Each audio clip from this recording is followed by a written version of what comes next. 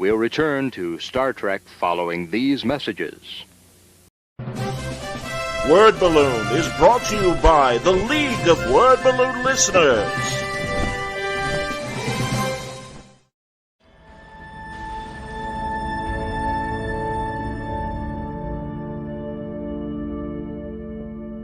I just feel like your voice kind of comes from what you're absorbing, and certainly we've seen loads of people who just do a straight up imitation of the art styles that most affect them.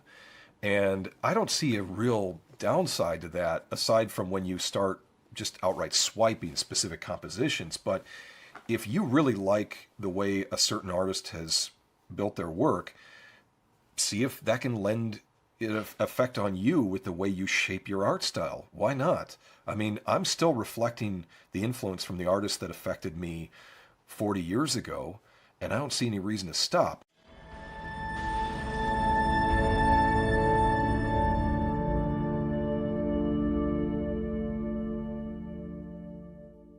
If you're here at Word Balloon, it's because you like comics, creators, conversation, pop culture subjects. Would you consider joining the League of Word Balloon Listeners? Patreon.com/wordballoon.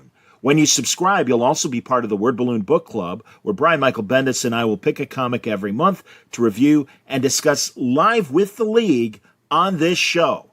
Join the League today, patreon.com/wordballoon. Thank you always for your support, League of Word Balloon listeners.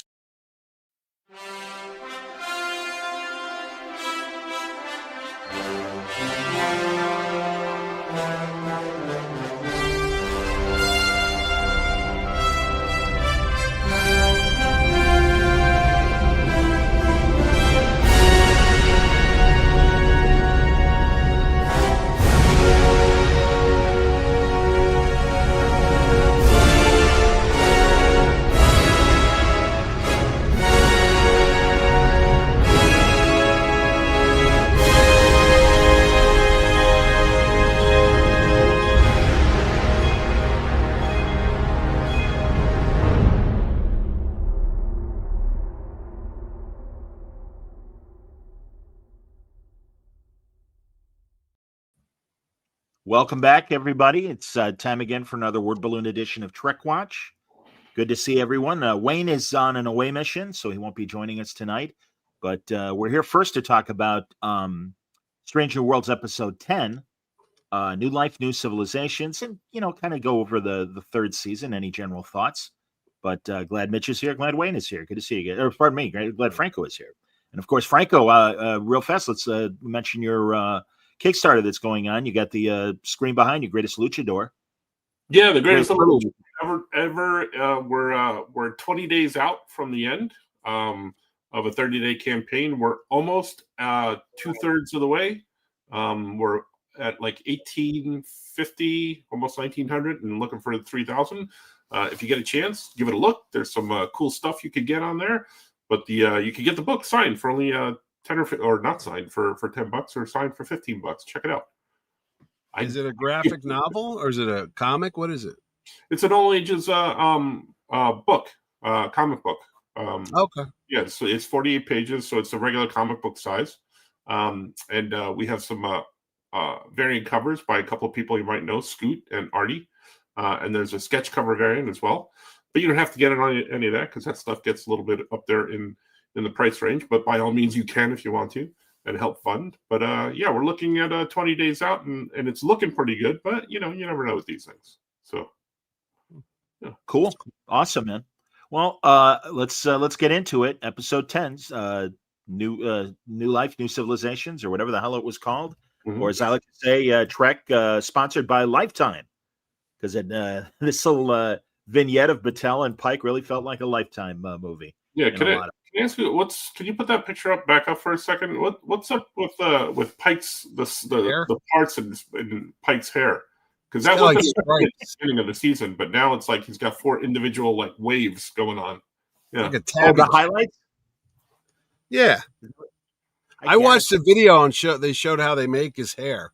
It was like on a Trek thing, and it was like one of those little Instagram, and they had the makeup guy, and he was showing how it's got to be 4 inches long, and then they gel the hell out of it, and then they hair dry it and they poof it up, and it's like something else, man. They spent more time on the guy's hair than. But now it looks like there's like 4 divots in it, and you could count the number of divots. I guess it's each season, so one divot for each season. Yeah, that's how they mark it. Yeah. Maybe. I saw an Instagram video that it looks like it was shot at Comic-Con at San Diego, and it was cast members trying to figure out pixelated photos of the cast, which that's great, and the hair thing is great. I wish they'd spend that much time writing these episodes as they do marketing these episodes, because sorry guys, I didn't like it. I thought it was poor man's Doctor Who in a lot of ways, and also felt that the ideas could have been interesting, but they rush everything. And even burnt out nurse guy who now is a god. There's a great picture of him. When I saw him in the headdress, he reminded me of this photo. Look at that. That's funny. Cher, 1979. Take me home. That's See, nice. can you with the wings? Come on. That's my thought. But it reminded me of like a Doctor Who villain. Sutek or it's whatever. funny. It's funny you say Doctor Who, because the David Tennant last couple episodes before he left, he was going to die or whatever, transform, whatever the hell, regenerate. So there was an ongoing joke about 4 knocks, and that was the thing. Like when you hear bang, bang, bang, bang, that's death coming to get you. Yes. And when you said that just now, I remember watching this episode because you kept hearing that rapping, dunk, dunk, dunk, dunk. And he's like, what's that noise? Oh, don't worry about it. Dunk, dunk, dunk, dunk. And I go, oh my God, this is literally taken right from that Doctor Who where death was coming for him or whatever, his end. And it was a constant 4 knocks. And I was counting if it was 4 too. I was like, what is this? Like the same thing they're doing here? But yeah, it's funny you mentioned Doctor Who. Which Doctor Who are you talking about? Well, just in general, a lot of the bad guys over the years have had the bad guys, ornate sort of headgear and everything, and whatever. But again, the other thing that they crammed so much into this one episode that there's no room to breathe, and also the Nurse Gamble story possibly developing into what he became could have been interesting if they had sprinkled it more throughout the episodes. I mean, and also we were missing, because especially when he was first introduced, he's this happy guy that, now he's working for M'Benga. I can't believe I'm on the Enterprise. And I was expecting the evil version to toy with M'Benga more and even try and hit him on an emotional level. We didn't get that. We didn't get any of that. Instead, we got, again, a lot of surface stuff without a lot of depth. And even, the Inner Light interlude of Battelle and Pike sharing their whole life in 10 minutes. Again, I'm not saying don't do it. Let the things breathe and give them the time that they deserve to do it better. And again, it's just like, all right, a lot of show, not a lot of tell. And that frustrates me. And it really is kind of endemic of the season, frankly. So no, I didn't like it. Got to be honest. How about you guys? What'd you think? I saw it a few days ago, so I'm like trying to remember what I saw. That's how good these things are. Yeah. They're so memorable. But now thinking back on it, the whole life in an hour or whatever, the whole lifetime in an hour thing has been so done throughout Star Trek, and this wasn't a very good one. There have been some good ones, but this wasn't a very good one, and I was a little confused as to why. I kept thinking to myself, is this to justify Pike's end later on, that they're giving him a whole life now? And it wasn't very good in terms of what happened in that time. I understand the idea, but I think the execution of it wasn't the best. And also the bad guy who, are you trying to do a one and done episode here, or is this continued from the other episodes? Make up your mind. Pick one or the other, because it looked like they were trying to do a one and done, and they shunted them all across to the other side of the galaxy, and they kind of explained it with these. I thought maybe they were going to bring in the Discovery Mycelium network or something like that, where he traveled through, but they didn't. It was a different. It was a trade route or something like that, which confused me. I really wanted to like the episode. and I'm not sure if I did or not. So I don't know how to answer this question about whether I like this episode, because I liked parts of it, but there were just things that were just like I couldn't wrap my head around, how they were explaining it. Go for it, Mitch. All right, for a season finale, which are always spectacles, and then I was like, oh, maybe it's going to be a two-parter, like we had, Best of Both Worlds and all the other Trekkers. They've always done that cliffhanger, and I'm like, all right, because I was thinking the same thing. There's no way they're going to wrap up all this story in 48 minutes because they had the Gorn-infected girlfriend. I'm like, they're going to come to a head about that. She's starting a new job, and then I didn't think that nurse was coming back. I thought they wrapped that episode up weeks ago. So I was just like, oh, that guy's back. I didn't know he was a big deal. But here's the thing. They ripped off other movies. They ripped off Generations when Picard had that flash forward. And not only Picard's flash forward about having a family at Christmas time with, Robert or whatever the kid's name was, but Captain Kirk making the eggs for Antonia because he was going to propose to her at that log cabin, and the dog, and remember that whole deal? And I'm like, wait a second.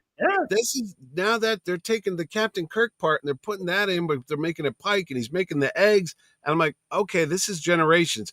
Then they have the big battle there between the light side and the Sith, because it literally is the end of Rise of Skywalker, when the Emperor's coming at her, and then Rey goes, I'm all the Jedi, and she zaps him, and he disintegrates, literally just like this guy did. He just blew apart into spectacle. And I'm like, who exactly were these people in all the history of Star Trek? Because I thought she was the Gary Mitchell people, because she had that space thing in her eyes. And I go, oh, yes, they're wrapping this. They're going to make her the Gary Mitchell character, and she's going to have the thing with Pike at the end, like Kirk, and I'm everything. And then, but that didn't happen, and she ended up disappearing somewhere. But and also, then but it's not over yet, because then they started back on the bridge like it's the last episode of the whole series ever, and they're just going to restart like, oh, we have a chance to do a 5-year mission. Now I'm all confused, because I'm like, wait a second.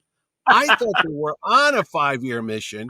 Now they're going to do another 5-year mission, which will tie it right into Star Trek that we know, because it's supposed to be 10 years before. So I'm like, what exactly is happening now? So we're going to jump in time, the season 4 and 5. We're going to just like forget like whole years, and I don't know what's going on anymore. But it was a convoluted mess. I'm like, what happened? Again, trying to fit the continuity that is in the original series with the continuity they're creating now. It's kind of like, what they're.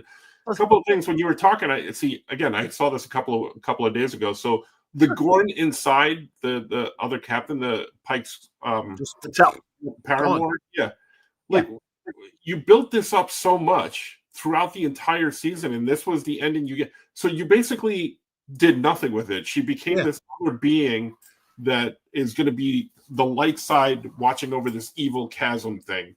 So what happens with the Gorn? That was just like, oh, like, why did we waste our time watching all that thing?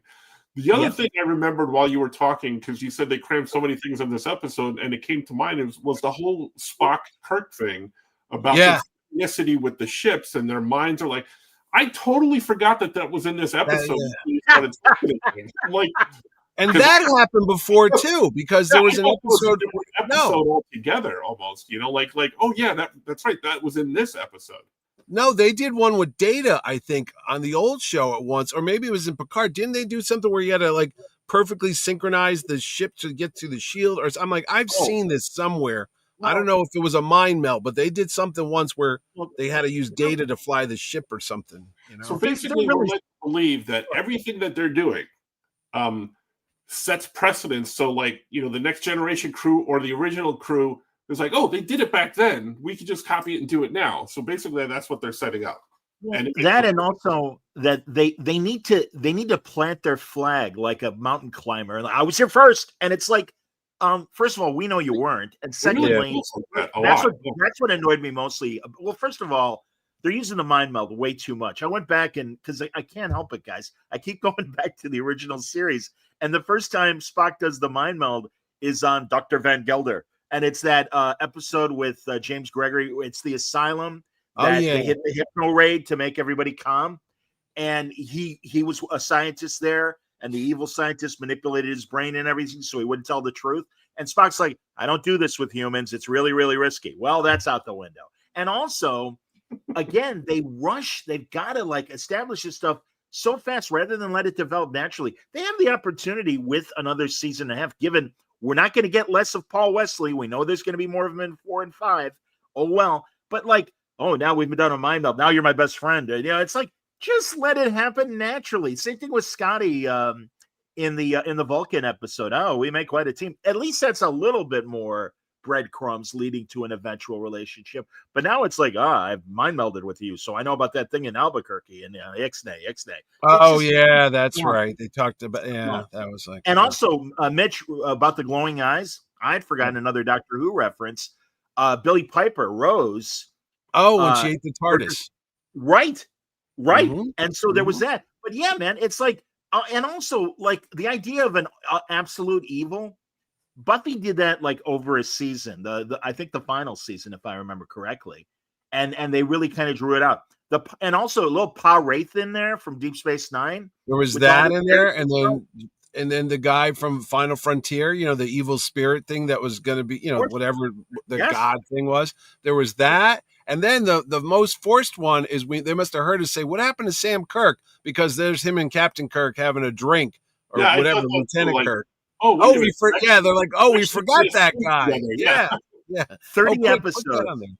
And then I like this much characterization. Sorry, Mitch. The last one, the most forced thing of the whole show, and this has got to be a show for people that never heard of Star Trek at all. Like, this is the first time they've ever watched it. Because when Spock says to Kirk, "You and I, one day, will be friends," why don't you say that to all the other people you've met on the damn show? Everybody comes out, you know what, you and I, one day, Dr. Roger Corby, you and I are going to be friends. Why are you picking Kirk?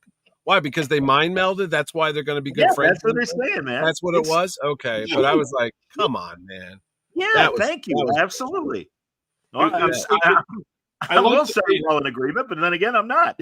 I like that they boiled it down to Kirk and Spock, their first kind of get-together agreement meeting boiled down to a Tinder date, basically. So well, but also you already planted a seed in that when they're on the Farragut and Kirk has to be in command, where Spock goes to him and says, "Listen," and has a come to Jesus moment of just relax. You're going to be fine. That's plenty. And again, sprinkle it in episodes here and there. To finish my Pa Wraith point, and I'm sorry, guys, I had to count. There were 11 episodes before we got to the last episode with the Pa Wraiths and Cisco. And this thing, they shoved it all in one episode. And, I'm part Gorn and I'm part Illyrian because I got the blood transfusion from number one. And I got human in me. And I forget the fourth ingredient. And it's like, what? And then now I'm a statue. What? I'm sorry. It just didn't work. And again, I'll say it for a little bit later, and I feel bad because I've got a writer on the show right now. But I'll say it now. I had to ask ChatGPT. I'm like, write a Strange New World scenario for me, and they just came up with the basics. That's fine. And they're like, all right, they come to a planet, and half the planet is stuck in a Renaissance sort of time period, and the other half is modern.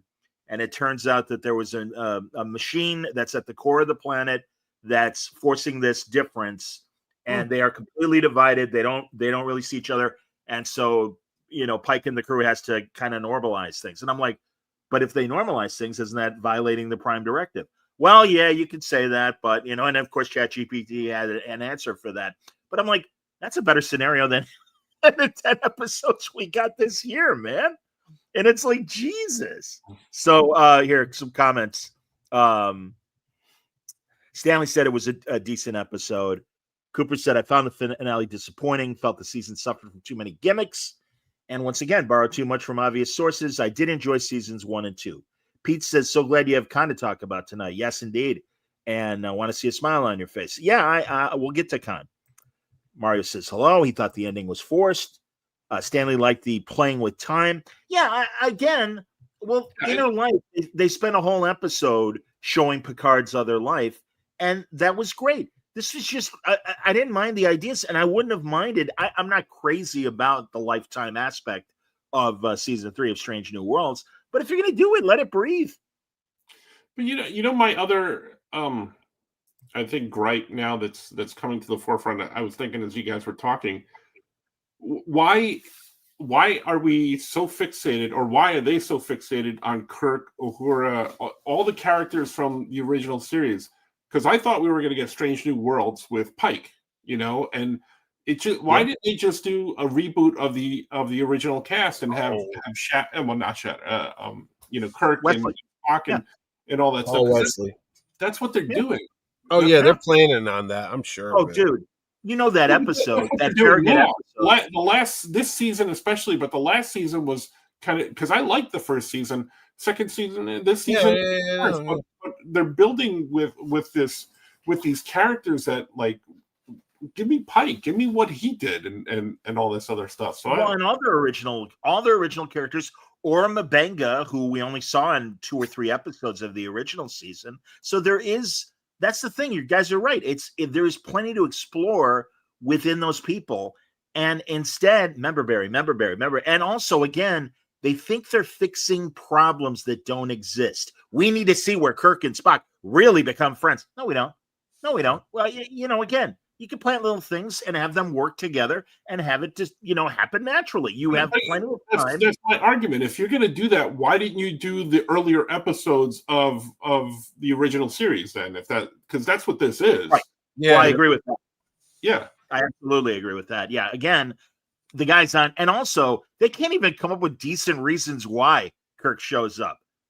I mean, it's just like he just happened to be at the Starbase or something. Well, yeah, but and also, by the way, in this last episode, they need the Farragut's phasers to align with the Enterprise phasers. Yeah. Well, don't you call the captain?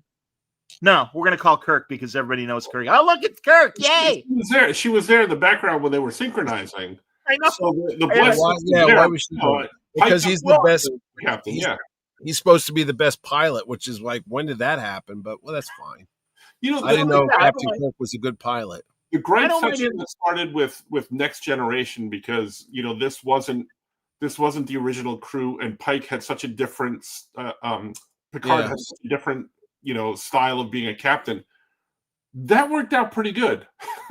That worked out pretty good over the 7 seasons, because it gave us a whole new crew, all new stories and new characters. DS9, I think, was fantastic. This is not those, and they're just rehashing all the old stuff, and it's frustrating to watch this sometimes, because there's episodes that I do like, and I love the characters and I like the production design, but the stories for me are just so lacking, especially this season. I thought it was going to be like, you had Spock, Kirk and McCoy, then you had Picard, Data, and Riker, I guess, were the 3, but there was a lot of things. And I thought they were going to have the 3. You're going to have Pike, number 1, and probably Spock. And I thought that was going to be the dynamic for the whole show. But then they have to like divvy it up. But then you said, what happened? Remember there was that young kid on the original Menagerie, whatever the cage. He's like, oh yeah, the time barrier's been broken and stuff. He was like a young ensign guy. I was like, okay, maybe that hayseed kid would be on there, but no, he's not there. And then they don't have the old Dr. Boyce yet for some odd reason. We don't know why. And then they had that other girl. They said, if you choose her, she'll be athletic and she'll give you strong children, and this one will give you brainy children. So I don't know, maybe they wrote that other girl off and I wasn't paying attention at one point. Well, I was probably too many white characters, unfortunately. That's my assumption. You could change it, whatever. But I'm just saying the character themselves. But you could have had like a whole new crew, like Franco said. You didn't need to see everybody. Basically, the only people on that bridge there are Noonien Singh's kid and I Fly the Ship lady and Pike. Other than that, everybody else is Star Trek light. Literally, it's everybody. Yeah. And Carol Kane, I thought she was going to leave the episode this week because I'm like, she's doing nothing on this show. A waste of what a great actress she is. I'm waiting for a couple more episodes where she tries LSD again. So yeah. Yeah. It's just, she's the Jim. Ironically, she's the Jim Ignatowski, if you remember Yeah. your taxi of That's what it Star is. Trek. Yeah. I'm here. I'm going to say my funny line, and then I'm going to go away. Okay, great. And I heard someone else of another podcast say it would have been nice to see Pelia mentor Scotty more. Yeah. And because she's the chief engineer, and all right, Scotty's the new engineer. Because she's and like everyone- 5,000 years old. She could be shown tricks that nobody knows about because she's freaking 5,000 years old. Right. No, Right. no. But no, I used to travel with the time traveler. Yeah, Look, great. Shut up. There's my point again. Why do you need Scotty here? No, I don't Why know. do you need him in this series? Like I understand that he's the old guy, from the old show, but he was on that show. Give us Carol Kane and what she can do here. Give us the Hammer. I thought they picked up Scotty because his ship was damaged and he was the only one that survived or something. So I thought he'd be on for like one episode as a cameo, and you can go, "Oh yeah, we know what's going to happen to him eventually." But no, he's on more than she is, and I don't know when that happened. It's like because they're turning it into the Star Trek. original series. Yeah, I the know. original series. Yeah, and it's funny you made say it that clear. because New York Comic Con. I was going to tell John. I didn't know who you were for a minute, but anyway, the Paramount people are having a panel at New York Comic Con. I got the email today. It's your boy Kurtzman and the other three guys. What was it? Akira? Henry Goldsmith? Alonso Myers and Akiva Goldsman. Yeah. They're going to be there. And Sure. the actors who are going to be there. Now, it's bizarre that they picked these because I know Anson Mount lives right here in Connecticut, which is only like 50 minutes away from the city. It's going to be Spock, Scotty. There was two other ones. And I go, oh, look, it's I Fly the Ship's going to be there. And Uhura. Okay. Now, Uhura lives in New York because I picked her up when I had to do my show. And Ethan Peck was in L.A., but he might just be around here. But why those guys? Why bring those people on to talk about Star Trek? Why don't you have Rebecca Romaine? Why don't you have Anson Mount? Why don't you have the main characters? Why do you have? I mean, sure, there's New York They're Comic not Con. the main characters. That's my point. Yeah, but why are they coming on? But I'm thinking if they're going to do a special presentation at New York Comic Con on Saturday at like 2:00 or 3:00, you watch. They're going to have like announcement they're doing something spin-off wise. There's got to be something coming down the pike. Ha ha ha. Because the other show's wrapped up, I'm pretty sure. Season Pete's 5. ready to plead our case for us at the panel, I guess. Thank you, Pete. That's very nice. Yeah, you should get up. Did you ever listen to Trek Watch? They hate you. Right. Let me. Yeah. God forbid. They again. It's not their fault. It's not their fault. Well, not the actor. I hate the story. I don't hate the stories. I just wish they could be more original and better than Wayne will be there. Let's send Wayne. Let's send him. No, because he's like, he's Canadian nice. We can't send Wayne. No, I know that's why he won't get in trouble. Yeah, they'll say, "Oh, we know that guy. He's in all the Trek shows. He's a good guy." That's true. But no, it's again, guys. They've telegraphed their intent, and I really feel like those last 6 episodes are very much going to be loading the cast for the original series. I'm sure McCoy will show up in season 5. Oh yeah. The question, but also back to this episode though, this last episode, and Battelle and the whole life. Again, you can't help but try and make this line up with the original series. And you go back to Vina and the cage and the menagerie and stuff. Yes. Well, why isn't Battelle his greatest? If that's I thought that too. I'm watching this going, wait a minute, man.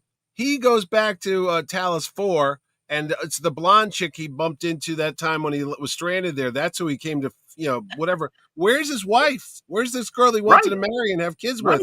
And then I thought maybe this whole thing, see, if I had written it, it would have been those asshead people from Talos 4. You know, the old ladies with the thumping head?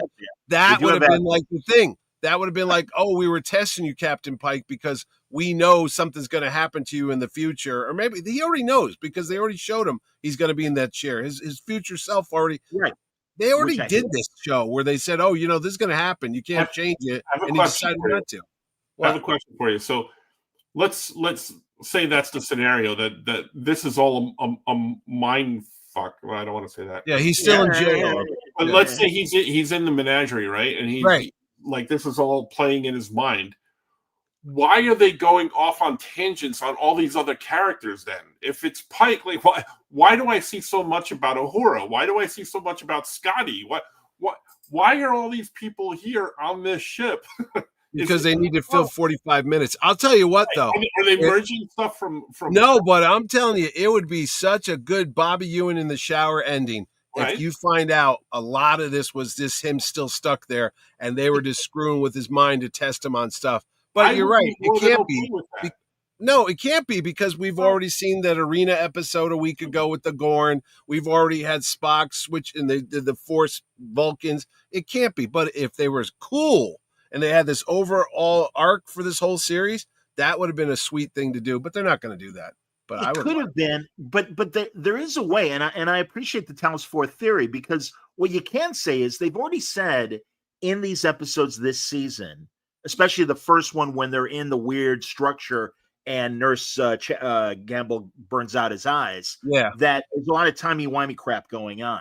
So Talos 4 could have been involved in terms of, hey, we know what's going to happen to you, and therefore, projecting this image. But it was Batel that was generating that. That's her gift to him. So she now in this godlike state can do this. Again, I thought it was BS, but whatever. But, here's the other thing. I don't think. But again, please give me another. No, if she's this godlike being and she can go through time, she could alter time, I would think, and make sure he doesn't get hurt. But he's accepting his fate that he's going to be stuck in a wheelchair, which makes no sense. No matter how honorable and noble that sounds, nobody's going to go sacrifice themselves to be stuck in a chair with a little flashing light. Unless they never really explained it. And again, I'm stuck on my Talos 4 show, which is not real, but I like it there. I like being stuck there. Why did Mr. Spock go out of his way to go get Captain Pike and bring him to Talos 4? What if you find out the Talosians, what's their proper name, not assheads, but what if they actually did stuff with Spock too? And then he was like, oh, this is why he has to go back. Well, but then why wouldn't you know? Wait, it gets better. If you know Dr. Corby's out there experimenting with clone bodies and they could switch people, why in the hell wouldn't you take Pike to that goddamn planet and put him in the thing, spin him around and give him a new clone body and he could be walking around and banging again like he should have been doing instead of like a freaking doorstop. Beep, beep. That's nonsense. Because I always thought when they goes back to Talos 4, that's just an illusion when they see him walking into the cave. He's just sitting there on a shitty planet with acid rain and nothing out there. Beep, beep. I was like, what a friggin' mean thing to do to a guy. It's like, hey, guy in a wheelchair, I'm going to leave you out in the cold. Starve to death. Bye. That's what he did to him. That's what he did to him. I'm sure the Talosians are taking care of him. Oh, bull. Yeah, right. They probably ate him. Honestly, guys, there's a great I don't know if it's Vulcan's Glory. There's a great book. That's a book. I've heard that one. Yeah, I know it is. But there was one in the 80s or 90s where you saw Pike on Talos 4 after the menagerie, living with Vina, and all the illusions and everything. And I forget what happens, but it causes him to try and get a message to Spock on the Enterprise in modern day. And I think. Again, I do think the buttheads of the Talosians are absolutely tending to Pike and caring for him. They say it at the end of the menagerie and everything. So I don't think he's sitting there on a chair like rusting with his batteries wearing down. I like the image. Don't get me wrong. I do, and again, no disrespect to the disabled. Someone claims, oh my God, this is not real. I got a critique of the show that it's like he makes fun of the disabled. I do not make fun of the disabled. No. We're talking about a guy in the 24th century. We don't know him. Yeah. Come on. But no, I understand. And again, that's why. And listen, I know that's why Wayne is able to sleep peaceably. Because he's like, it's not canon, it's a different show. It is. But again, it really is. But they really want, and again, that's why I don't want them to do Star Trek Year One and move on to a Kirk Spock show. Because it's like, no, you guys can't even be trusted to come up with your own original ideas. How dare you even think? Again, they think they're fixing problems that don't exist. I'm sorry. That was like my mantra was bad writing for the first 2 seasons.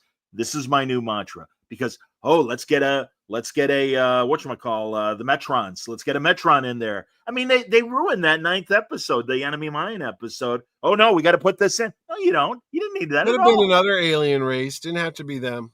Damn, you didn't even need that. It just by chance a Gorn and Ortegas. It could have ended the same exact way. When they landed there, the Gorn popped out and she killed it, and she had that PTSD. Now they killed her buddy. You didn't have to have that in there.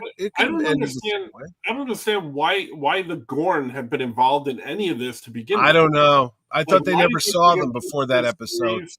Yeah, why did they bring them into this? It could have been. Could have been anybody else. Alien. Like, and you didn't even have to change the designs. Just call them something else. It could have been this race that was introduced now in this last episode that was messing with them all this time. Yeah. At least that's a new race or whatever. Again, the choices they make of, hey, look, remember this, all they are annoying, and it just shows a lack of originality. And that's really frustrating because I was looking forward to, like you guys, a Pike show.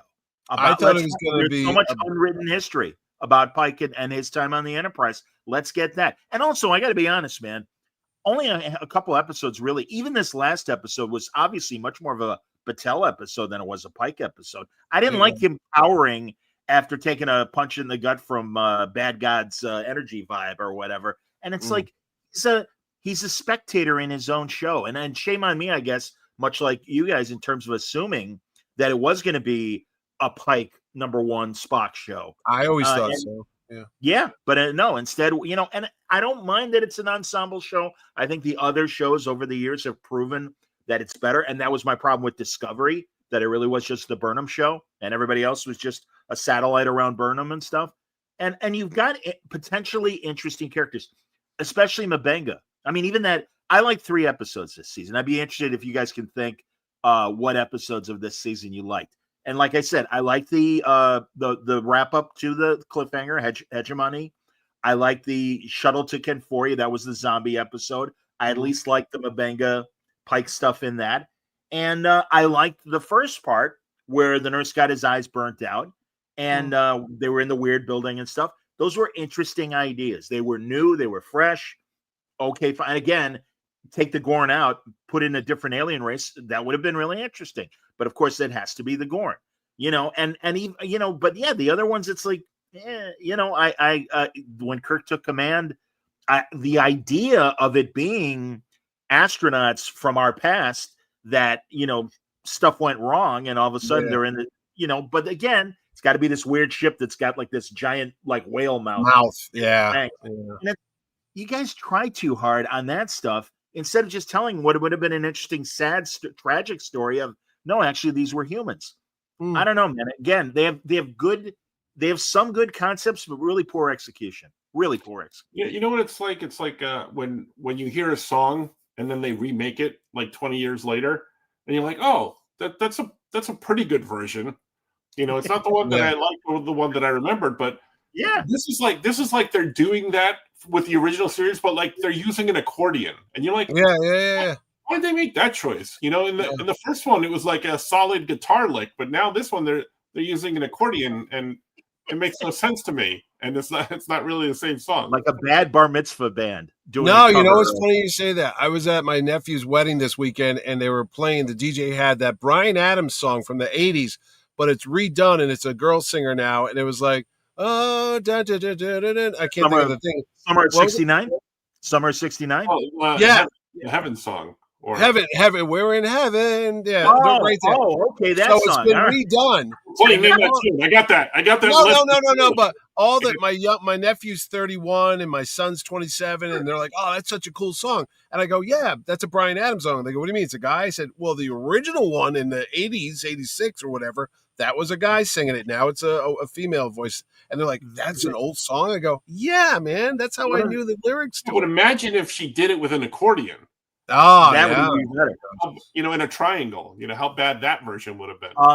I don't you know what? I got a question for you, and maybe somebody does know this. Maybe. Wait. No, real fast. maybe. Hold on, Mitch. Let me, because I want to drift on what you guys are talking about. Hold on. I just want to say, 10 years after did that song, I Like to Change the World. Great classic rock song. There was a remake of that was in the teaser for, I want to say, season 2 or 3 of Discovery. And it's just, so I understand what you guys are saying. Sorry, Mitch, please. No, but I was just saying, maybe the reason why they only use these characters, and I don't know all the rights issues and stuff, but maybe they could only use that bucket of people. I was thinking that more and more, because you're like, why do they keep using the same people? Why don't they make new stuff? Maybe it's like comic books, honestly. You don't see new characters being created. They just keep rehashing Doctor Doom and all that because they don't want writers to come up with a new character. No, I'm just saying, maybe they're like, you got to just use this little. That makes no sense, because why do you have Ortegas? I Fly the Ship Girl in there. Right.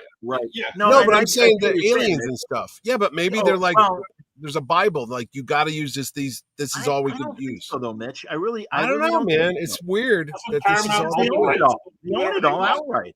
Yeah, I mean, it doesn't matter. They own it all outright. Oh, I know, but I mean, I think it's there's something, just like every member, Barry, that we see in other franchises and stuff. No, they are leaning into I mean, look at the Star Wars sequels. It's the same thing. Yeah. Ooh, remember Chewbacca? It's just a rehash. I know. You know, and it's and again, it's sad. And you would think, based on the years from Next Generation through Enterprise, because even Enterprise at least gave us new ideas and new aliens and stuff. They did have new aliens. Yeah. And even Voyager had the crappy ones with the weird hair, with the dreadlock things. The Kazon. The Kazon. Yeah, they had poop in their hair. Also, they had a ton of different other Delta Quadrant aliens. The Vidians, the gross organ. Oh, yeah. They were taking body parts, right? Yeah. I mean, that was scary and everything. And I mean, and again, there's another positive about this season. I appreciated the attempt at doing more horror, because Star Trek works well with horror. Again, it's the execution, and I really, it is so blatant. I mean, my God, I'm sure at New York they're going to be. Wouldn't it be great if we do Star Trek Year One? Make sure you. Oh no, I think you'll have a conniption, but I think they're headed that way. I really do. Well, honestly, Mitch, no, I think my peace of mind is coming, because I don't think Paramount wants these guys around longer than whatever their current contract is. I really don't. What was the thing that I heard? Like, well, first of all, they supposedly have pitched their new show ideas, including that the woman that plays Mariner wants to do that workplace comedy. And it's like, yeah, we're not interested. Among the things they pitched, they did not pitch Star Trek Legacy with 7 of 9, so that doesn't sound good. And like I said, either last time or 2 weeks ago, Fraction, a buddy of Fraction's, is now the guy that's in charge of Paramount's, like, editorial direction. And it's like, he's wanted his hands on Star Trek forever. And also, my God, Star Trek Scouts. I get that it's a preschool thing. Oh yeah. All I could say is, when I was 5 years old, you know what my preschool Star Trek show was? The Star Trek show, the regular show. It was cool. It was interesting. It was exciting. What the hell is this? Especially, they do that with everything. They got little Spider-Man and Friends and little Jedi Knights. That's a thing now. It's like fun. Yeah, but well, if we may, because I know Franco's watching the clock. Star Trek Con. Mitch, I don't know if you had a chance to listen to Star Trek Con. I did not yet. What episode are they on? 2? 1? Yeah, 2 have been out so far. They come out every Monday. Franco, you've heard the first one. Yeah. I will say, in general, I love this thing. I think it's excellent. I am really pleased. I think the story is interesting. I think framing the SETI Alpha 5, say it, Franco. This is SETI Alpha 5. Thank you. I think the framing of the Excelsior and Sulu and Tuvok going to the planet with the historian going through the archives that Marla McGivers, the redhead from the original Space Seed thing. Great idea. I like that she's the narrator of what happened. Some people may think it's too many women, and I thought we were going to get a Khan story. I think we are getting a Khan story. Yeah. And also, I don't know if you caught it, Frank. Oh no, I don't want to spoil. Mitch, if you're going to listen to it, I'll listen to it this weekend. Yeah, I just got back. Should I not spoil then a little? Go ahead. I mean, I know what happens to Khan. He's dead. Well, yeah, exactly. But it's not the destination; it's the journey. Like any prequel. How do we get there? Well, like Strange New Worlds. Yeah. Yeah. Well, ideally, but unfortunately, No, the what's interesting is they kind of say that the women that became augments are sterile and they can't propagate anymore. That's So interesting. that's why Marla was taken by Khan to be there. And she's like, she knows it and she resents it. And there isn't this fawning hero worship that we got kind of in the original episode. I'm okay with that. I think that's smart. I think that's a modern take. And it's like, and I forget what Khan said, where it's like, oh, you're using me. And she's like, yeah, BS, you're using me because this is going on. And also there's a great kind of Roman play kind of thing going on where all of Khan's people are all conniving and trying to get more power and stuff, not to replace Khan, but to be more important in the new world order that Khan is setting up. And I think that's great. I think it's excellent. Again, they've only had the 2 episodes, but I am really impressed. Franco, what do you think so far? I'm going to start off by saying, why are we delving into the past again with something that we know the ending of already? I'll say that to begin with, because that's always my gripe with these. Having said that, I thought it was a really good episode. I thought that it was really just well done. The reason for, why he brought her there. Did he bring her there or did he not bring her there? That sets up that question. You have the sub story of all the hierarchy, who's going to be higher and who's going to be seen as his right-hand man or whatever, these things. I think the setup was really good. And I like the bookend with Tuvok and Sulu. It makes a lot of sense story-wise. As long as they don't screw it up. I haven't heard the second episode, but the first episode I liked a lot, actually. Is Joaquin on it? Joaquin is in it. Yes, he is. And he's a young man. Yeah. So I don't know how many years, in between them going to SETI Alpha 5 and then Chekhov and Terrell finding them. But yeah, no, in fact, Marla makes in her notes is like, oh, Khan is being a good father figure to Joaquin and everything. So yeah, no, that's the thing, Mitch. Honestly, they really did a good job. I'll get into it. Yeah. How long is it? Like, is it a half hour, an hour? 40 minutes or so, I think. I think the first one was almost an hour. The second one was like 39 minutes. Well, actually, I'll take that back. I think it was about 45 minutes with commercials and stuff like that. There's a commercial on it. Oh, yeah. Well, it's free. Here's the thing. So that, did you ever see a deleted scene that they were going to have for Star Trek #2? There was a baby on board, like a young kid, and when the Genesis device is going to blow up, they filmed it. There's actually I've seen screenshots. There was like a young kid who was supposed to be Khan's baby, or like a 3 or 4 year old little kid. No, and that's why when you said that they can't have, it's out there. Like Nicholas Meyer, they wrote it, they filmed stuff, but then the thought of them blowing up this Genesis thing with a little kid about to touch it, they're like, that's too depressing and dark, so they scrapped it. But there are little still scenes of, you see a little kid, like a wild child with long hair, reaching up to touch the Genesis device before it blows up. So I like the idea that the augments might be sterile, and that's why they need to bring Marla in. What doesn't make sense, and again, guys, this is all new stuff. So you would think that what they're playing out in Khan, and especially that we have Susie, what do I call her? Amin, as opposed to my usual other reference, La'an. Yeah. So how does La'an exist if all the augments are sterile? And she's again, sorry, but that's, and Nick Meyer, Nick Meyer wrote the original story that this podcast represents, but David Mack and I want to say Kristen Byers, who are good Star Trek writers, they expanded it into, I think it's 8 parts. It's going to be 8 parts when it's all done. And again, I think it's an interesting story. But there's another thing of, that doesn't make sense. And that's even new stuff that you guys are working on. Didn't he write this years ago? It was supposed to be like a show. Well, yeah, but when it was made at the same time Discovery was made. Oh, but I'm saying maybe Strange New Worlds, they didn't check and they go, oh, we can't do that. Yeah. Well, was it originally conceived of and supposed to be a live action show? I thought so. Yeah. It was going to be a 3-part mini series. Like a Sex and 31 type. And then Meyer walked away, and they had the story, and now they made it this. But again, the people that rewrote it are also the people that are involved with current Star Trek. these shows have to talk to each other. I don't know, man. I remember I once mean- they were going to do a Star Trek anthology show. This is years ago, where they would jump around. You'd have an episode about Captain Sulu, then you could do a flashback to Janeway, and it was just supposed to be like one-off, one and done, little like 10 episodes for a season, different time frames. Picard, you could have a Riker episode. I always thought that was a great idea, but they never did it. So, you know. Well, was that ever The best official, of Mitch, luck. or was that kind of a hope? No, Because I remember Takei. George Takei was saying it was going to happen, and this is way before Discovery and all the new Paramount sure. stuff. But they were planning on when they were still on the UPN, like when Voyager went off the air, there was an Enterprise went off. They were like, "Oh, what's next for Trek?" And they were saying, "Oh, there's a plan to do like little TV movies." And I remember that like in the early 2000s. Sure. Never heard what happened to it. So.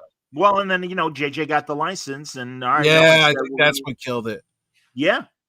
And then they were going to do Starfleet Academy for years. Remember they talked about that, the younger years, the dark years. Yeah, even before Star Trek VI, Harv Bennett, who was the main producer of the good movies and stuff, not that the first movie was a bad movie, but he wanted to do Starfleet Academy and say kind of essentially what JJ did in the first 2009 movie. How did these three guys meet and everything? Whatever. Again, I that's okay. That's all right. Whatever. Just write it well. And I mean, because there's even a couple of Star Trek novels that have that. Of course, it's no longer canon. No, none of the novels ever really were canon. But I mean, again, just if you're going to change something, change it for the better. And unfortunately, especially this season, we just haven't gotten that. And again, thank God, at least Khan is an interesting. At least the first two episodes, but even the ones that disappointed me started off intriguing. Season 3 season 3 of Discovery. Oh, here's the burn. Okay, well that's interesting. How does everybody respond to the burn? Well, it's a little boy that he misses his mom and he screamed, and that's why it's like crap. Yeah, that sucked. Sorry. Well, too bad when what's his name was at the show, Doug Jones. We didn't ask him about that. Saru, we said, what did you think about it? Now that it's over? What did you think? They're never going to tell us what they really think. I know. We got to get. Sadly, maybe when we're 90, then they'll. All right, let me tell you what happened. I mean, I got a couple of writers that were on earlier seasons of Picard and things like that I would love to get into Dark Corner and go, okay, give me the straight crap. What exactly happened? No, but it's like that Star Trek V, the Shatner debacle. The years you've always heard stories. He was going to have this. They cut the budget. There's supposed to be this rock creature. I mean, they let you know all the stuff that was supposed to happen. True. That's true. Yeah, you're right about that. That's true. And that again, I like 5. I like enough parts of 5. The whole thing as a whole was crap. But I liked all the camping stuff. And I liked all the Kirk, Spock, and McCoy. The Uhura fan dance was not a highlight of that. I know. Hello, boys. I know. It's like Marge's sister showing up doing a fan dance. If you want to get it. Let's go up on a hill and check that out. It's like, really? Other things I wanted to say. Here, we'll move on to non-Star Trek and stuff. I saw Spinal Tap 2. Oh, already? It's out?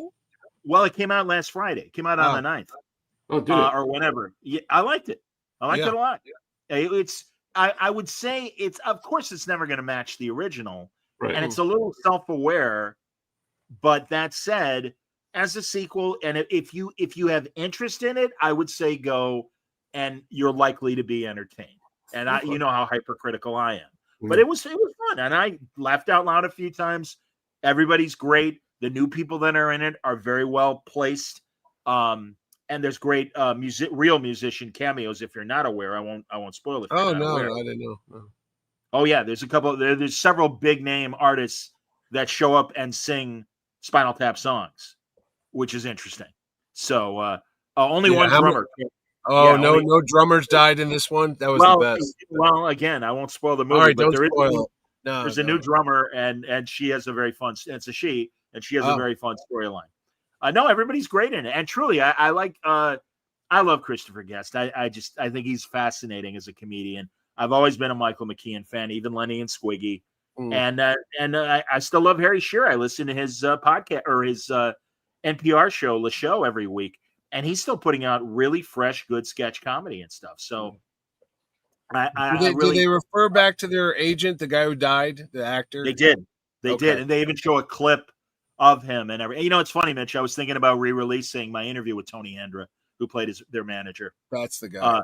But no, and Paul Schaefer's back, and Fran Drescher is back. Is Rob Reiner in it? Rob Reiner is directing the movie and playing the director of the movie. Oh, okay. Marty DeBurger. Marty DeBurgi.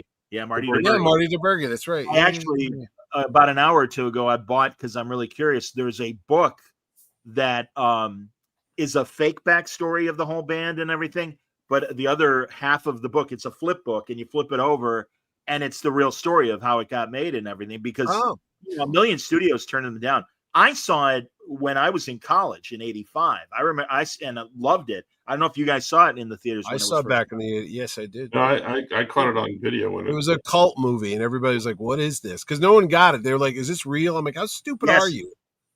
Yes, because they had the album. Remember the album, "The Smell of the Glove"? It was you could buy it in record stores, and people were like, "What is?" They didn't get the idea that it was a joke reality thing. People are stupid.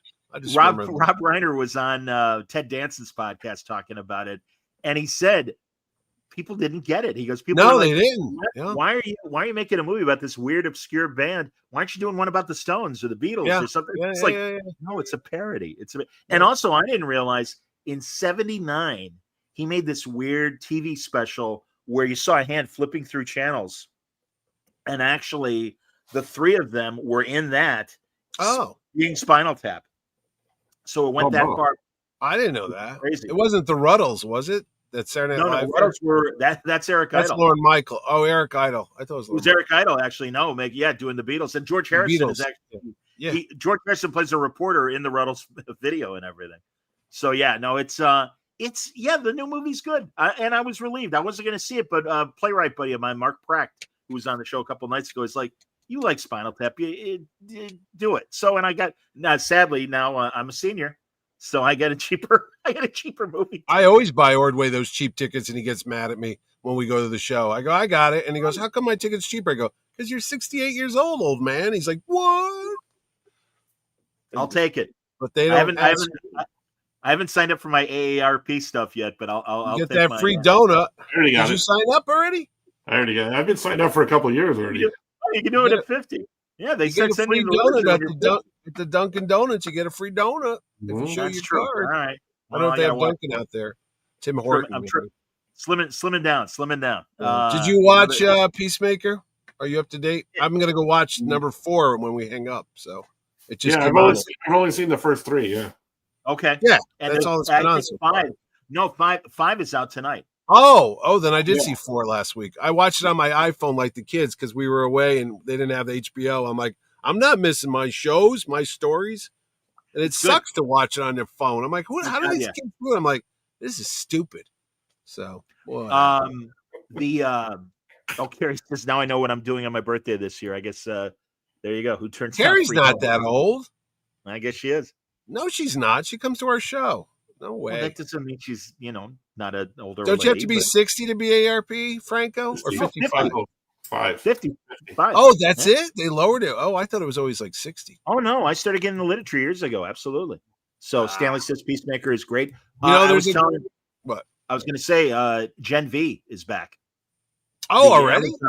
Yeah, and it's great. And man, I only saw all I had time for. They've got 3 episodes up.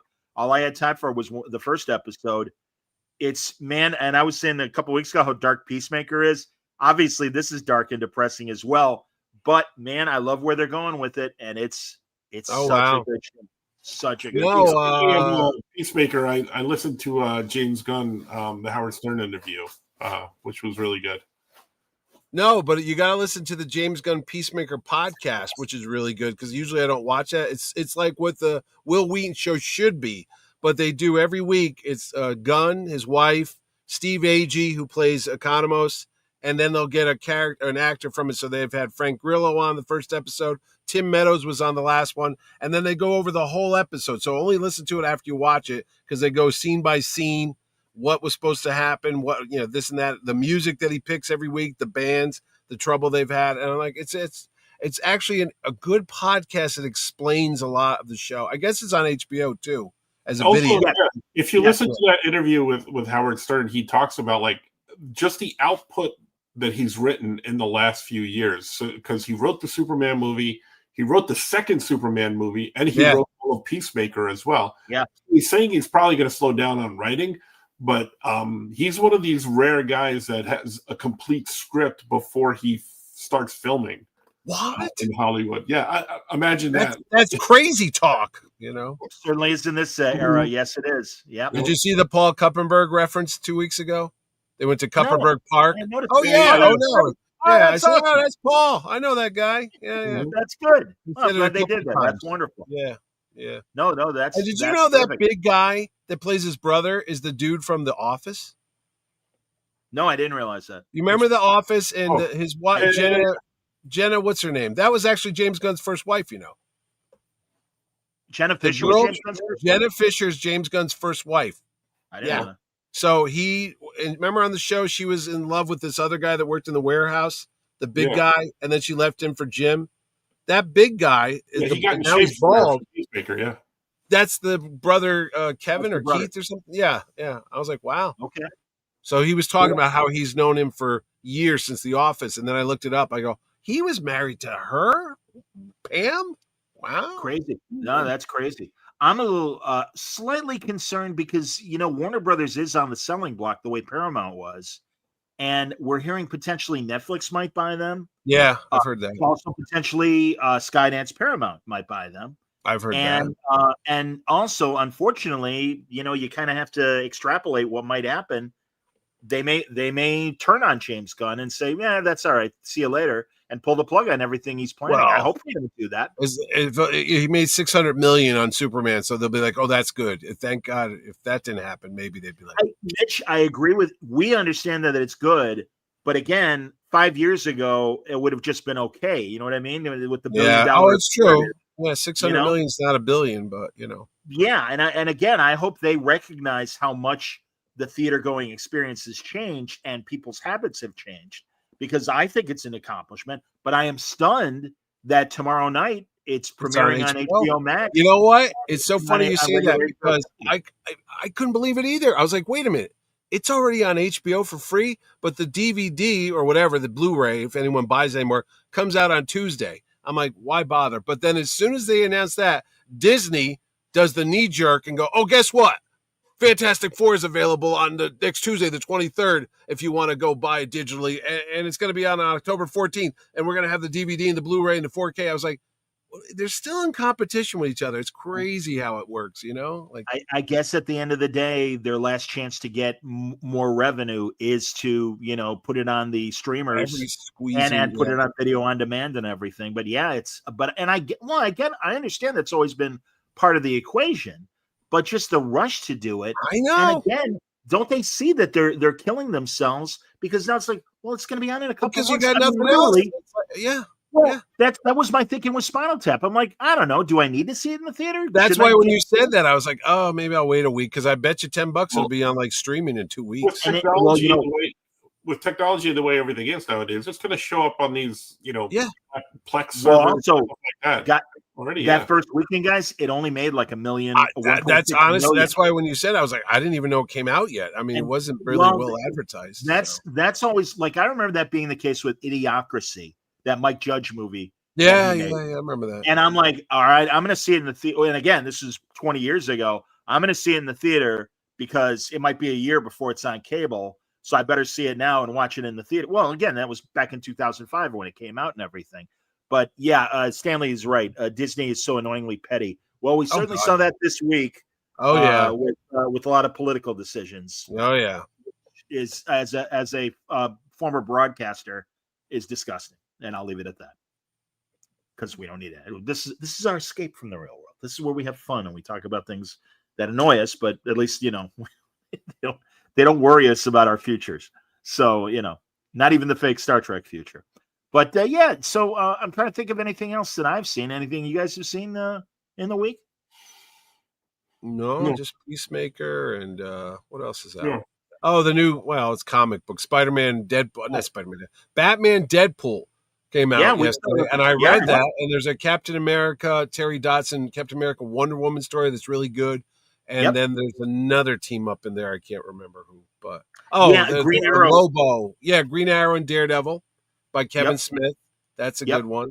So it's good. But I remember sitting there telling somebody, I go, Batman, I get, but Deadpool, and the guy goes, they made 3 Deadpool movies. It was a young kid. He was like 27 years old, and he's lecturing me about why those are the biggest, heroes from each side. I go, what happened to Spider-Man and Superman? And then I saw Liefeld post something today, which makes a lot of sense. Next year's the 50th anniversary of the Spider-Man Superman team up from the 70s. And I go, you know what?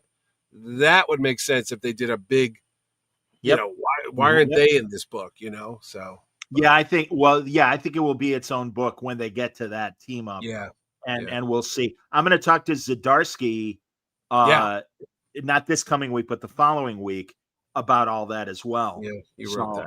I'm excited to have Chip on to talk, because he did the Captain America Wonder Woman story. Yeah, he did. Yeah. And Jim Zub did the first one. Yeah. Jim Zub, I think, wrote the Batman. No, Zeb Wells. Zeb Wells did that. Okay. Yeah. Yes, I watched Alien Earth. I forgot to mention that to you. I caught up on that on my iPhone because I was bored. I think it's almost over. It's okay. I mean, it's turning into Blade Runner because it's all about replicants or whatever they call them, the synthoids. The weirdest thing on that show is Tim Oliphant. I don't think that he said has white hair and white eyebrows. And Jesus, if he doesn't look like one of those Thunderbird puppets from the 60s, remember those things? They like marionettes. He looks like there was a scientist on that show, like Captain Scarlet or something. He looks like this freaking puppet with this white hair, and he doesn't blink. Yeah. He's like, it's creepy as hell. But I like him a lot. He's really good in that Apple golf show that Owen Wilson made, Stick. He's the bad guy in that, and he's very good in that as well. No, I've always liked him. He was good in Justified. I love Justified. Of course. Yeah. No, everything. No, he's great. I'm a big fan of him. I just can't. I don't know, guys. I outside of I'll confess to never seeing even Aliens. I only saw the first movie. It was you never saw the sequel? Really? That's better. I like that one better than Alien. I know it's a classic. No, I know it's a classic. And I saw on a date. I saw Aliens versus Predator. Those are the only Aliens movies. That wasn't that good. And that's why I'm like, good, good for the Alien fans. That's why I'm glad you're watching. I'm glad Wayne's watching it. Yeah. Whatever. And Marvel's going nuts. I mean, Marvel just came out with Predator versus the Marvel Universe and Aliens meets Captain America. It's like every possible combination they're doing it. I'm surprised they haven't done an Alien Star Wars crossover. They might. Who knows? They own everything now. So why not? Yeah, I'm sure it's coming. I want to say Ben Percy is working on the Predator. He is. Percy's doing that one. Yep. Man, he is such a good writer. I'm such a fan of his. Oh, I forgot to mention Only Murders in the Building. I'm 3 episodes in. I think 4 or 5 are out, and it's great. I'm pleased because I felt last season too much stunt casting and hey, look, there's Melissa McCarthy. Hey, look, it's Ron Howard. Even though I really liked the Ron Howard episode, it's like, tell the story. It's all right. Again, you got a lot of great character actors, and I like the murder that happened. It happened to the doorman, and I liked, and also they had a very sweet episode that gave you the doorman's whole backstory from when he was a kid to him dying and everything, and it was really good. Yeah, Carrie says Deadwood was great. I'm glad I caught it later, though. I only had to wait about 3 years between when I finished it and when the movie came out. Oh, I saw, by the way, the trailers at Spinal Tap. I was really surprised at how many adult movies, and I don't mean porn, but I good, just interesting, not remakes that sounded interesting. And actually, there's a parody of Downton Abbey. I can't remember the name of it, but it did look funny. And it's kind of like an Airplane of Downton Abbey, not as wacky as Top Secret or Airplane, but it looked funny. So I'm like, all right. And James Brooks has a new movie that looks interesting with Jamie Lee Curtis, young actresses. Brooks. Yeah. And so I'm like, wow, adult fare in the theaters. Go. Man, a really hold on, Oscar season. Yeah, I know, but it's like this is the time of year when you get all the Oscars. You're right. We're getting into the fall and winter months and everything. But Ethan Hawke, Rodgers and Hart, Rodgers' partner before Rodgers and Hammerstein making musicals. It's a movie about Lorenzo Hart, and Ethan Hawke plays Lorenzo Hart. That looks really cool. And I'm a sucker for old time New York stuff. So. That Marlon Brando movie that Billy Zane was pushing at Terrificon opens tomorrow, where he plays Marlon Brando in the 70s, trying to get his island going and all that. You know what I was going to say? Did anybody on the chat watch The Long Walk Home? Or is that what it's called? The Long Walk with Mark Hamill? I haven't seen it, but I saw the. I want to see that one too. We should go to the movies because I want to go see that because my wife doesn't want to go see it. The 50 kids got to walk 3 miles an hour or they get killed as soon as you let's go. But by the time we go see it, it'll be out of the theater. I know. But I want to see Mark Hamill as a bad guy. That's all. I did see another trailer for Glenn Pretty Boy doing the remake of The Running Man that's coming up. Yeah. That's coming out. Yeah. There's it looks all right. Channing Tatum is Roof Man. That movie's coming out where he like robs a McDonald's and sticks to the rooftops and stuff like that. And it's got a lot of parody? No, it's based on a true story. Oh, really? Yeah, it looks interesting. Look up the trailer for it. I'm like, oh, this looks kind of interesting. All right. Yeah, it's got a silly name, but it's based on a true story. And Tron is coming out. I saw the trailers for that. Tron Ares. I'm excited for Tron Ares. Yeah. Jesus. I like the Tron franchise. I always did. I liked Legacy. I thought Legacy was fine for what it was. Oh yeah, that was Olivia Wilde. Yeah, she's cute. Yeah, Michael Bain. Not Michael Bain. No, Jeff Bridges. Jeff Bridges was in it. Well, of course, Jeff Bridges, but no, and not a younger Michael, British Michael, that was in Good Omens with David Tennant. Oh, hello. I forget his name. Someone in the chat will remember. But Stanley says Long Walk is great but dark. Mario reminds us that the new Running Man movie is directed by Edgar Wright, so that's a good sign. Yeah. See, that's how you do it. That's how you do a remake without an accordion. I saw the Anaconda trailer and it looks really good. Anaconda. Yeah. So listen to this. It's Paul Rudd and Jack Black, and they want to remake Anaconda, but they're like they're these two little nobody guys. So they try and raise money. They don't get money, so they just try and do it on their own. So then they sink all their money into this is from the trailer. They sink all their money into getting like a trained snake, like this guy that has it. They wind up killing it, and then they go into the jungle to like film with real anacondas. So it's funny but also scary, and it's interesting.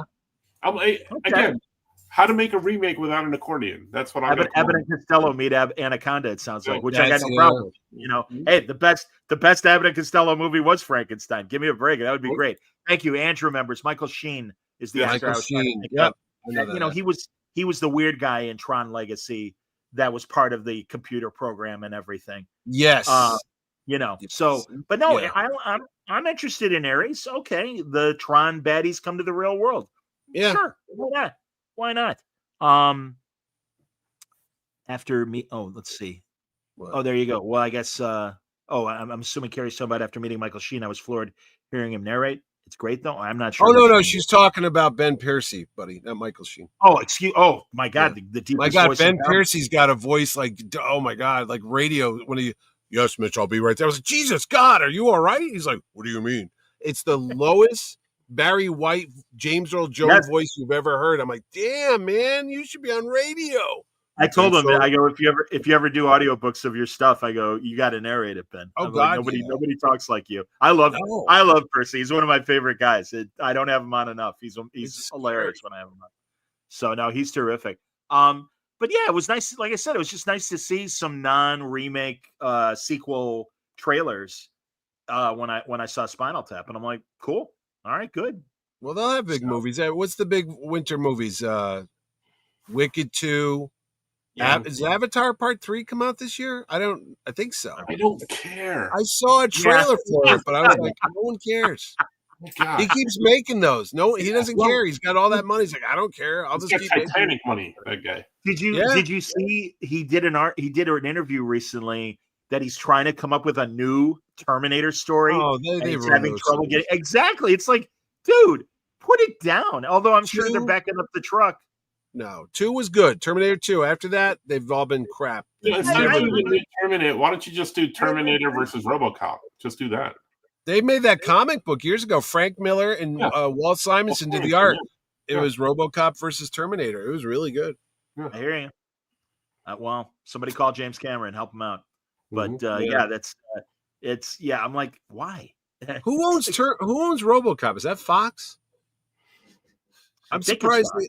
I was going to say, If I'm surprised they Marvel's not doing that. Yeah. comic. Well, again, that's why they're doing Predator and all this stuff and everything. Yeah. Yeah, you're right. I don't know. They haven't gotten to it RoboCop yet. versus Predator would be an interesting movie, or something like that. Let's write it and film it ourselves. We could. In Jack Black. Like Anaconda. Did you see that animated Predator thing? That was pretty good. It was on Hulu or something. I don't know what the hell. Okay. It's I'll like check it out. he fights a samurai guy, so it's like Japanese style. It's like, oh, this is good. You know what everyone's talking about? This Demon Hunter K-pop thing? Yeah. It's on Netflix, I think, for free or whatever. I can watch It's a series on Netflix, yeah. Yeah, but it's making like $100 million or something. It's an anime? Okay. Yeah, someone asked me and then they released the movie, and then they released a sing-along of the movie. Yeah, right? Yeah, I heard that. And someone told me, awesome. I think it was on the last pod that we were on, the last live stream we did, somebody said that it was the same studio that did Into the Spider-Verse. Is it really? Is that good, the animation? Okay. That's what someone said. I don't remember if it was on here or if it was on we did a pseudo Yeah, we did a pseudo live stream the other day because I was trying to generate this Mario just said K-pop DH is awesome. Do I have to watch like 20,000 other animes to know what's going on, or can I just one and done? Just watch that, yeah. You can watch this? Okay. That's why I don't watch anime stuff. You know what's really good on Netflix that I watched, and my son recommended it, and I loved the animation, is Arcane. I watched the first season. It's great. I want to get to the second season. I just haven't been able to do it. But I watched Arcane the first season. It was fantastic. Okay. All right. What's that on? Disney? What did you It's say? on Netflix. Netflix. All right. Yeah. All right. Well, fair enough. No, I get it. And Tulsa King started this week. I haven't watched it yet. Oh, did it? Is it already on? I think it's on. Yeah, I think because I saw Stallone on some shows this week talking about. Oh God, I see again. I'm gonna have to jump on that and because that was a Sunday night show, I think. Yeah, Sunday. That's night. why I thought it maybe wasn't going to premiere until this weekend or the following weekend, but whatever. Because Frank Grillo's on that show too. He explained that's why he couldn't dye his hair gray for Peacemaker because he's got to have black hair for Tulsa King. He's on two shows at once, so that's why. Yep. People were like, "Whoa, it doesn't look like the cartoon." But yeah, whatever. Exactly.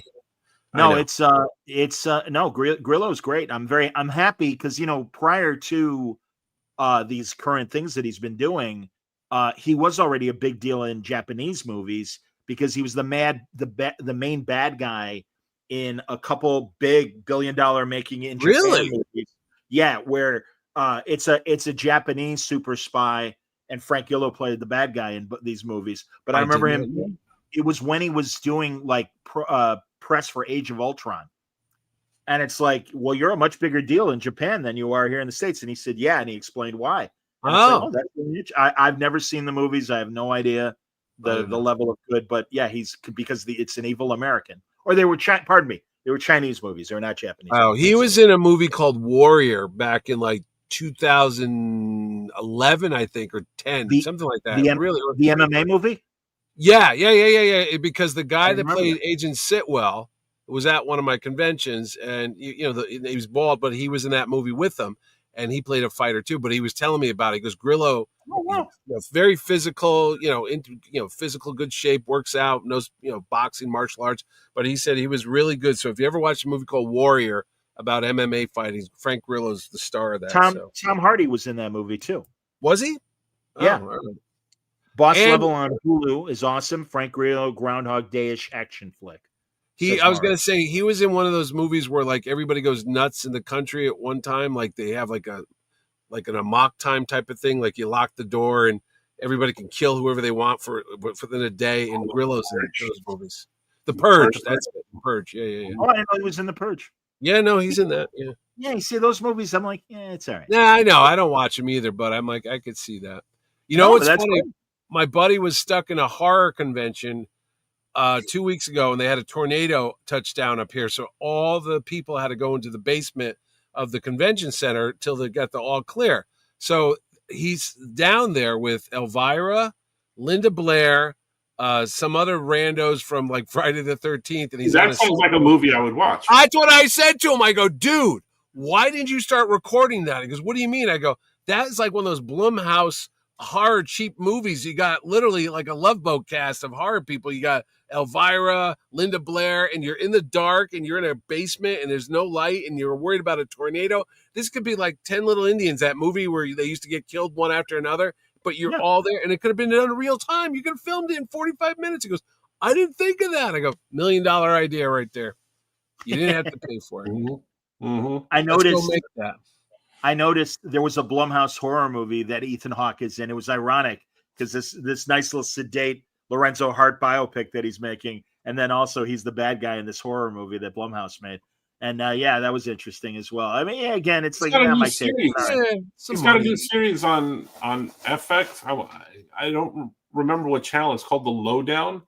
Wow. But I'm hearing good things about it. But it's a series that's on one of these channels. Maybe Dude, I'll look it up. But he does a lot of weird stuff. He's the voice of a talking Batmobile on some kids show. I saw him on a like Today Show thing, and he's like, "Oh yeah, I got kids and grandkids or whatever it is," and he goes, "They like it." I'm like, "Well, it's a job. It pays money. You're not gonna say no." I saw him on stage in Chicago. They were previewing a Sam Shepard play called Buried Child, and it was him and Ted, the guy who was Buffalo Bill in Silence of the Lambs. Oh, Ted Levine.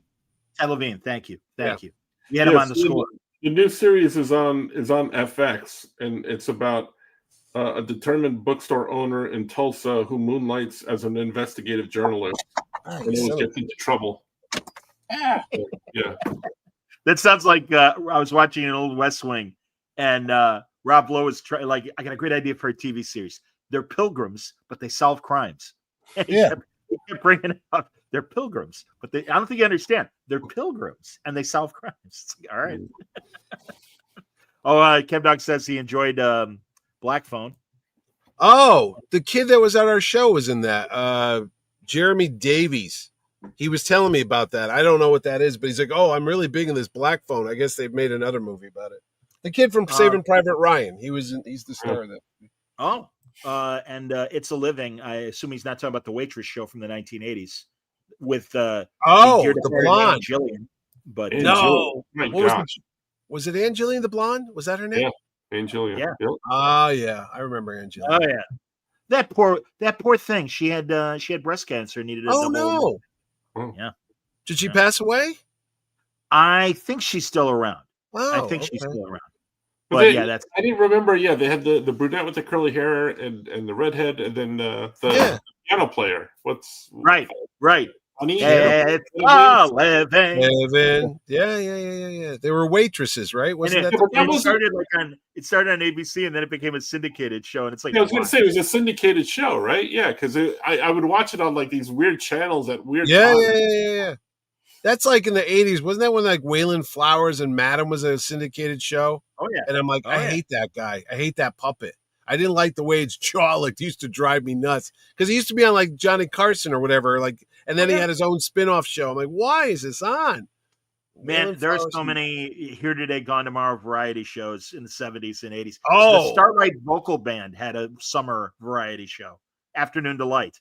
So I got better. Oh, that's right. Andrew's right.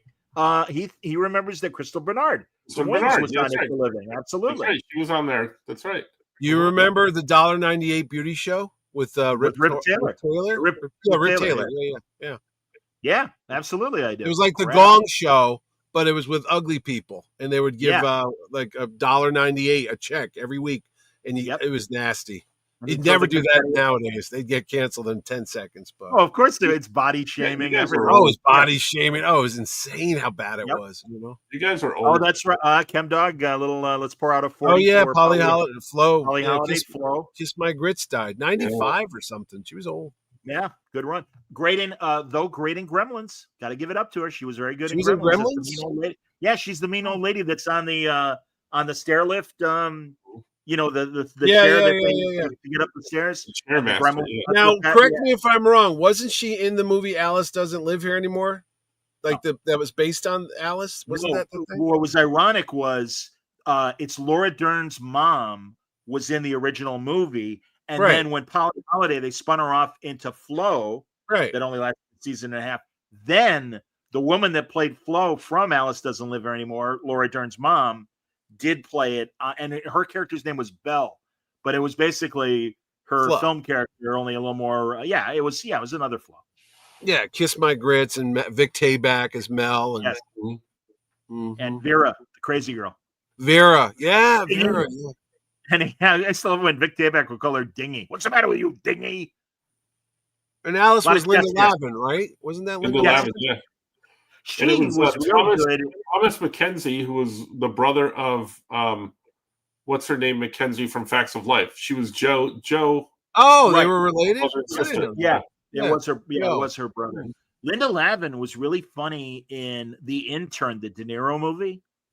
Mhm. And I remember. and I didn't remember her she's though. she's trying to date De Niro, and then he shows up at the funeral with Thor's mom, Renee Russo. Renee Russo, and she flips off De Niro. He's like, "Sorry," and she's like, and she flips him the finger. It's like, wow, man.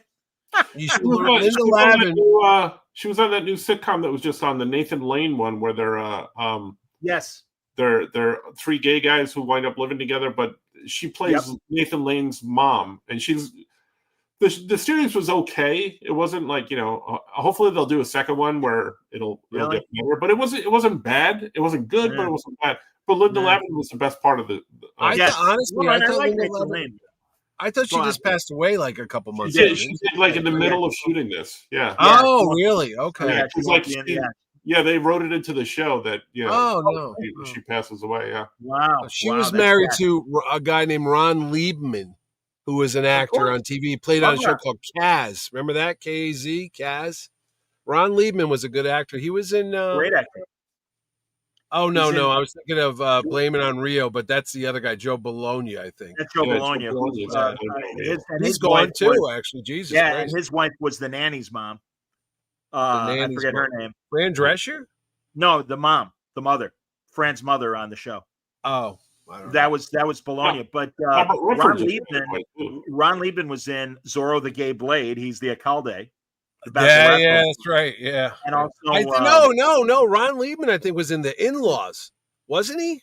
Or am No. I thinking of with Peter Falk and no, what's his name? it's and Alan Arkin. No, he's Alan not in Arkin? He's not in the. He might. Did he do Freebie and the Bean with No. Freebie and the Bean That's is. Alan Arkin. Oh shit! What is Freebie? And Alan Arkin and somebody else. I forget who. It's not Richard Benjamin. I don't know. All I know is in the early VCR days, my friend and I were in the store looking around, and a guy walked in and said, "Do you have Freebie and the Bean on beta?" No, my wife's uncle's in Freebie and the Bean. They filmed it Oh, right here wow. in Milford, Connecticut. That's why when you said that, I go, Wow. it's one of the few movies that I know about. Her uncle's in it. Ken Duck's is young Philip McKeon. Yeah, he who passed played- away. Oh, Yeah, He yeah, passed away. I Tommy. know that. Yeah. Wasn't that Robert, old either. Robert Redford just passed away too. I know. Yeah, that that was sad. That was At sad. 89, he had a good run. Yeah. You know. But no, Yeah. he was. I'm trying to find. He made an amazing teleplay in the Kinescope years that Rod Serling wrote about the Jewish ghettos during the Holocaust years, and he's a German officer in it and stuff. There's only like a 7-minute portion of one of his scenes. That's the clip they showed. I saw it on the Today Show because he was in a Nazi uniform. I was like, what is that show? And it was old black and white. They Yeah. said that was one of his first roles. They said, he started on Playhouse 90 or whatever it was called. Yes. I go, Yes. why is he playing a German? Oh, that's right, Ange. Thank you. James Caan and Freebie. James Caan was Freebie. Yeah, that's right. James So, Caan. but no, Ron Liebman, good. Night Falls on Manhattan, a great cop movie with Andy Garcia, and Ron Liebman was his kind of senior either wasn't cop he in or lawyer. Scarface? He was in some he's big not. action movie. He's not in Scarface, but a lot of great movies. Ron Liebman's an excellent character actor, one of the greats. It's a shame he's not around anymore. But I was kind of confused with Ron Livingston. Wasn't he the guy in the Sylvester? No, Stallone that's the guy in The Office, isn't it? Or the movie Office Space? No, Ron Livingston was. He was in a whole bunch of stuff. What was he in Office Space? No, No. I thought that's the actor's name, No. Ron Livingston. No. Oh, the guy from Northern Exposure. right? No, No, no, that's no. Rob No, Morrow. not That's him. Rob Not him. Morrow. Yeah. No. But I Rob know. Morrow, ironically, We're playing was 6 directed. degrees of No, everybody. this is how it's all going to tie together. He was directed a quiz show by Robert Redford. Well, there you go. Ron Livingston There- though was in the cool. He's in the cooler with William Macy and Right. Baldwin. But he's in Office Space too. That's right. Yeah, he's the main guy. You're right. That's what I Yeah. said. Ron Livingston. I Yeah. forgot. I totally forgot, man. No, And I he totally married- forgot. and He he was was with on someone Sex- else. Sex in the City too, I think. Yeah, I think you're right about that too. I think he was on that. He's on a lot of shows, And actually, that guy. He had a really good Canadian show that only lasted like 2 seasons. It's called Loudermilk, and it's about a rock critic who's getting older and he's got addiction issues, and he's in a 12-step program. I saw And that. Yes. Very good. It's very good. I did Very watch funny. that. Yeah. Yeah. I think Yeah, I his like it a last lot. show was on. It was a real dark show on ABC about a dude who jumps off a building, and then it's a whole flashback about what led up to him killing him. It was like, what? Who thought this was a good idea? But that the show Wow. starts with him walking on a ledge and out, and then there's a note, and then it flashes back, and it only lasted like 3 weeks. I'm like, yeah, nobody wants to watch that, man. Come on, you know. Of course, and I meant to mention it when we were talking about Redford. Kim Doug Yep. says he rewatched the For Twilight Death. Zone episode. That's a great episode. That is a good episode. Yeah. Yeah, he was, again, you knew right away. Couldn't take your eyes off him. No. Nope. I'll be doing a scene missing with Gabe Hardman, and we'll be talking about some of our favorite Redfords over the years and stuff. You know, Condor, of course, classic. You know, Franco, if I could draw, I would make a comic book about Max von Sydow's character in 3 Days of the Condor, that Jobert, that European hitman. His look was cool. Even now, it would just really be interesting to kind of slightly modernize just those glasses, and he's just stone cold killer. And then he has that amazing scene with Redford at the end of the movie. You got, Condor at all, Francis, or no? It rings a bell, but I don't know. 3 Days of the Condor. Yeah, you got to watch that because it's like they use a lot of that. 3 Days of the Condor. Yeah. They use a That's lot of awesome. that for Winter Soldier.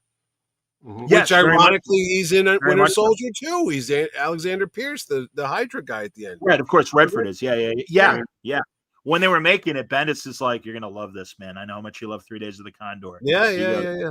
He goes, "They're really drifting off of that." I'm like, "That's cool." Again, take something from the past and make it your own. Don't just take Enemy Mine. Sorry, back to Strange New Worlds, and just redo Enemy Mine without any new spin on it, or again, all these other Star Trek moments and stuff. And it's like you got to put your own spin on it, man. I was gonna say about if I didn't say it earlier, like Buffy had I did mention it. The big bad. It took him a season to like kind of get to the big climax and stuff. 2 episodes, not enough. Crap. Anyway, we can wrap if there's anything else. Yeah, If there's, I think we should. All right. All right. Yeah, let's wrap. I'm gonna go watch Peacemaker. There you go. Hell Season yeah! I'm 5. gonna watch more Gen V and watch the other 2 episodes that they've I'm gonna go released. to bed. There you go. And that's All right, it bro. for Trek until next year, I think. This is Yeah, our last show ever. Yeah, That's dare we come back for Starfleet Academy? Dare we come back for season 4 of Strange New Worlds? Have they announced what days they're starting? Just 2026. Why don't we just do Love Boat till we get to a new Star Trek? Oh, that's right. You're doing Love Boat, your new Francis, show. I'm telling you, I'm excited for that. Stanley says, sad, no more Trek. Well, again, we at least have 6 more episodes of Star Trek Con that I am enjoying. I will be talking about it. You guys are welcome to join me, but if not, it's okay. Yeah. I'm sure I can You handle were it. doing your own Star Trek thing the other day, I saw. Yeah, You I just talking did. to yourself. Thanks for mentioning it, Mitch. Just to do something and see, because I'm toying with the format of a minute video. or Yeah, I less. saw that. Yeah. And it's like, all right, let me see, I did a review of Charlie X, and I Yep. also proposed, even though I agree with Franco and Mitch in terms of enough with the prequels, I'd like to see a story about Zephyr Cochrane, building the Phoenix, I and heard you how say do you, that. how do you get all the resources? Where do you for get the that? resources to build that? Yeah. Where's Lily? Where's that Well, stuff? that's what I said. I said have James Cromwell and Alfred Woodard come back because Yeah. they were great. Why not? And they can come in their pajamas and just do microphone stuff. That's why I'm thrilled What? Sulu's back doing as little as he's doing in this. It's like good for you, man. Absolutely. I would So- watch Lieutenant Barclay's show at this point. I would be for that. Ange wants you to remind everyone, Mitch, that it's 11 months to Terrificon. Yeah. And when do I need to be ready to buy tickets once? November 15th, they'll be on sale. So will the hotel rooms by November 15th. And yeah, my wife asked me if I was in what phase of what do you call when somebody dies? Grief? Morning? Mourning, yeah, because it's like after the show's over, it's God's honest truth. Franco might know this. You work on something, when it comes out, it's done, and that's it. And now you've built up, you've worked so much to get it there, and then when it's over, you're like, well, now I got nothing else for a while. And I'm in the middle of that with the greatest little luchador ever on Kickstarter running right now. If you want to go out and check on it and help fund the campaign, that would be fantastic. You find most people flood it at the last second, and it's annoying. Like they buy it. It's always at the beginning and at the end. So today's the first day that we didn't make anything at all. Right. So I was busy with something because I was filling out this paperwork that I don't want to talk about, but also I had to get a script in because I was on deadline for the script. So I haven't had a chance to do anything online, but it populates the first day or so, and then it's weird because Kickstarter is not a kid-friendly menu. So it's very difficult with this. I think it'll get funded because, like I said, we're almost at $1,900, and I think we'll get to 3,000 because we still have 20 days left to go. And at the end, it kind of again populates because people are like, oh, this is ending. Let me see what it's about. So I put up a whole bunch of new stuff where you can get like some variant covers that I've done and stuff like that, and some artwork. But again, it's weird unless it's adult content, which gets funded right away and is funded like 1,000% over. So maybe that'll be my next Kickstarter because I'm really curious to see what works and what doesn't work on Kickstarter, and it doesn't cost me anything. So you have some great adult-friendly add-ons that should help. Yeah, thank you. I'm curious as to see what works because the first Kickstarter I did was for the game, and I'm not known as a game person, so it was a card game and it funded. And then the second one I did with Zoop because I wanted to see what they were about, and it funded because it was a horror anthology. But this is my second Kickstarter, and again, knowing full well that kid-friendly stuff, they're not the ones. Kids aren't. No.